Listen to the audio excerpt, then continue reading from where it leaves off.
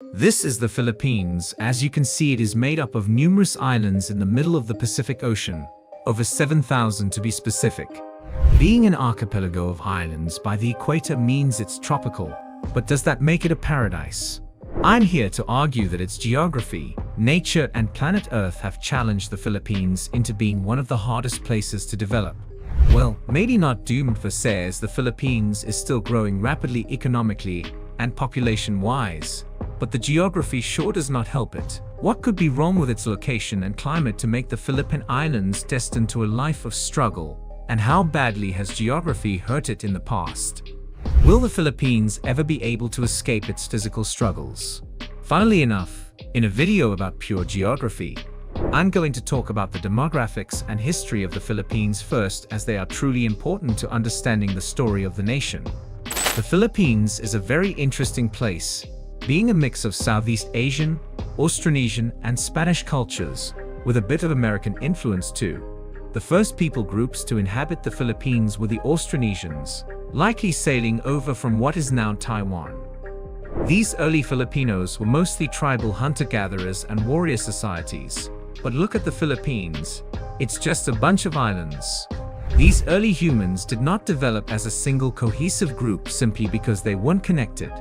There was Chinese influence, Hindu influence, and Islamic influence spreading to different islands at different times. This version of the Philippines was a jumble of cultures and identities.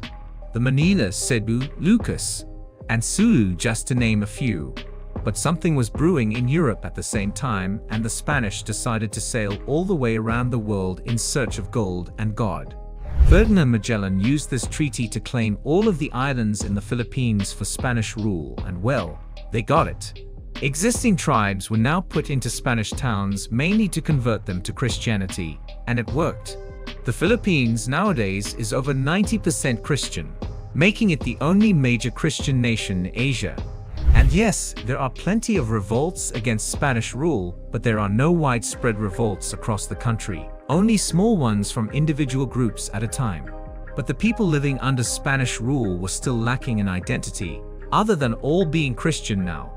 After Latin America declared independence, there was a spike of immigration to the Philippines. The Spanish term Filipino was shifted to mean everyone living in the islands instead of just the Spanish immigrants. Thus, a new identity was born, and a shared identity could mean a shared revolution.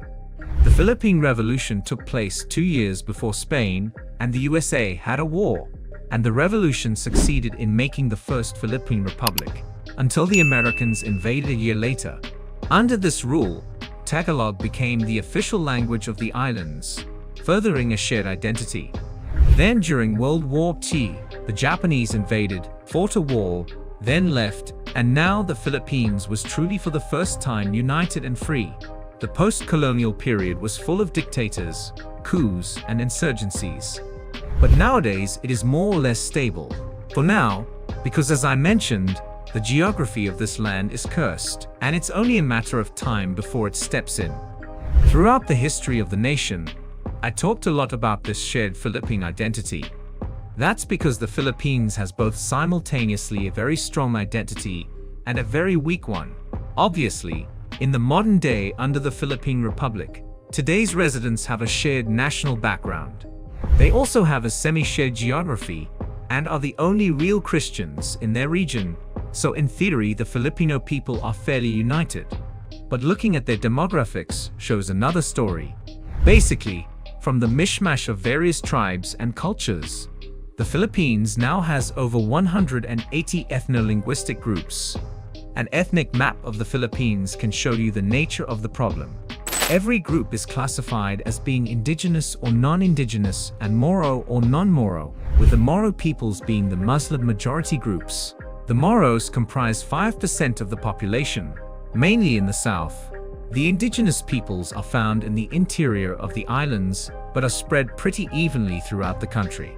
The non-indigenous, non-Moro peoples, also called the Christianized groups, found by the coasts all throughout the nation, making up 87% of the population. It is overwhelming how many ethnic groups are found in the islands. But some examples are for the Moros, the Sulu and Palawan people, indigenous the Lumad and Igorot, and Christianized the Cebuano, Tagalog, and Ilocano people. Of course, there's many ethnic groups, means a ton of languages, and the Philippines has around 150. There wasn't even an official language until 1987 when Tagalog, later becoming Filipino, was designated so, and even though over half the population speaks either Tagalog or Cebuano, only Tagalog and English are actually taught in schools nationwide. Filipino is the language of the people and English is the language of business in the nation. But neither is spoken by a majority of people, and that's exactly the problem. There is no one language that everyone speaks, not even close. So regional identities are extremely noticeable in the nation and are sometimes preferred to the national identity.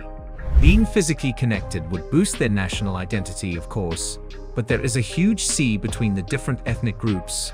So the Philippines is bound to be culturally separated forever, and literally to the Philippines is going to be separated forever. The Philippines is, after all, a chain of islands, but so are plenty of other nations. Why is the Philippines specifically doomed? It's fairly simple. It is this very geography that has kept the Filipinos separated, not just through the islands, but through its terrain and climate too.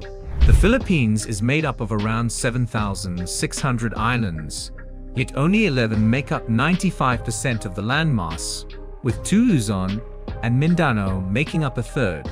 Like its cultures, it's very hard to talk about a single feature that all of these islands share. Most of them are mountainous, mainly along the eastern side, running with the Philippine Trench, but many singular, spicy mountains stand alone on different islands. These mountains further separated the Philippine tribes, creating pockets of distinct cultures. Humans generally don't like to make civilizations in valleys, plateaus, and mountains. Unless, of course, they are right by rivers, of which the Philippines has a distinct lack of.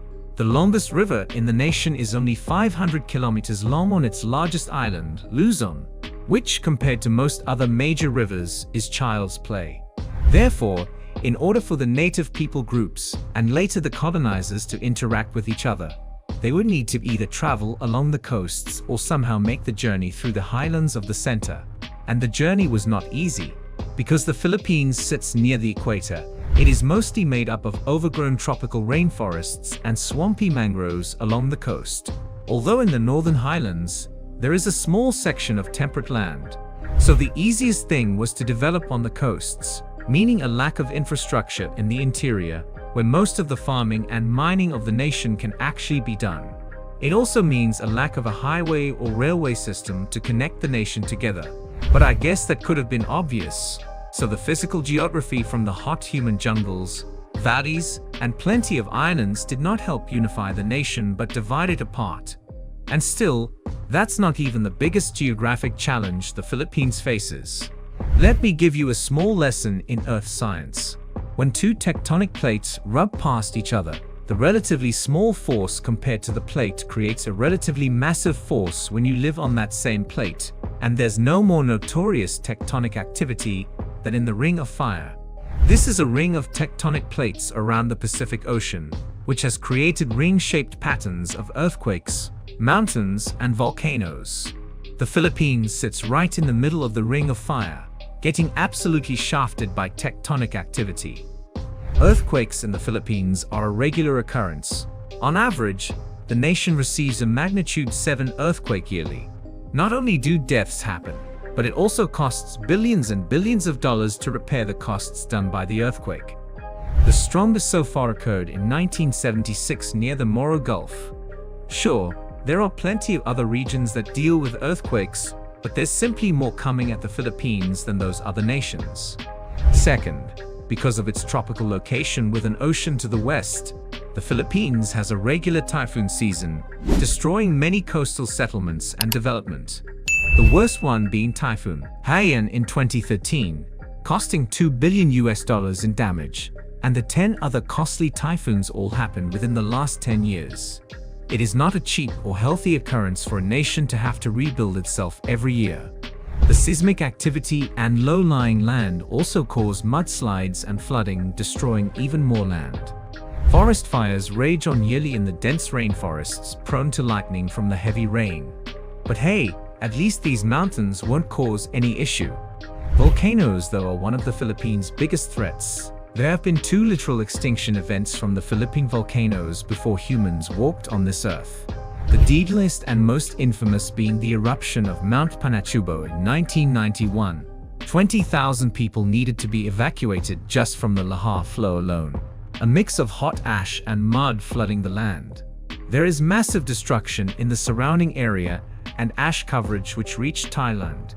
And there have been hundreds of other eruptions like it throughout history.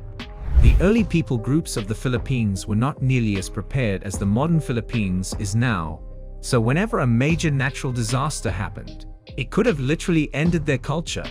And when you live in this region, a major natural disaster is going to happen pretty often.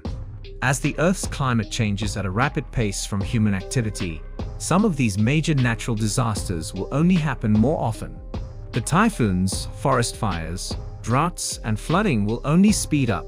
Luckily, earthquakes and volcanoes are fairly unaffected by climate change, which have generally been the worst disasters in Philippine history.